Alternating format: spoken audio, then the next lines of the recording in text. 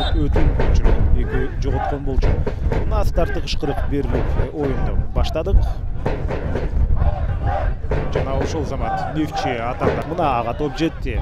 Мирбек топ менен баратат, бир оюнчудан өттү. Жана ушул жерден Фархат Мусабековго, Фархат болсо ошол Талиевке жетти. Ал Илья Кажухар менен кайрадан Мирбекке. Мирбек жекеме-жекеге чыгып бара жатат.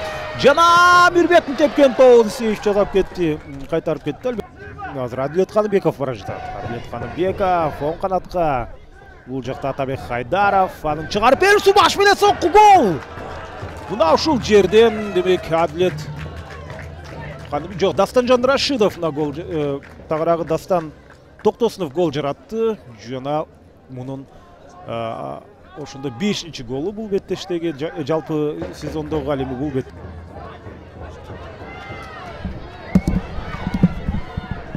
Атай Жумашев азыр соккузатты. Өз тарабына алды. Кажухар сол канатка Мирбек Акматалиев. Мирбек айпанын ичине кирди. Жана дагы бир жер аркылуу сокку. Дарбазага там. Жана Кажухар топты алды. Кажухар топту тепти. Алыскы бурчка. Андыктан Кажухар келип аны сыртка тээп чыгарды. Алыскы бурчка топ көтөрүлгөн баш менен сокку.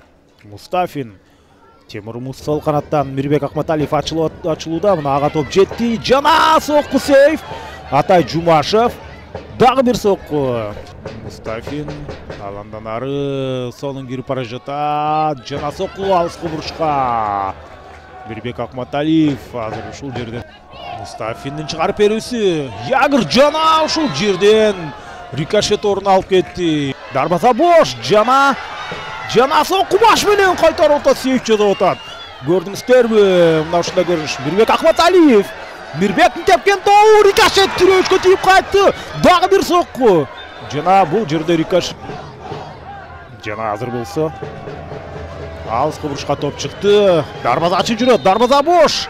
Бирок ошол учурда ышкырык жаңырды. Дарбаза бош деп мен Абдышаттан дарбазасы бош деп айткан болчумун. Себеби Марсель Исламкулов ошол жерге келген болчу.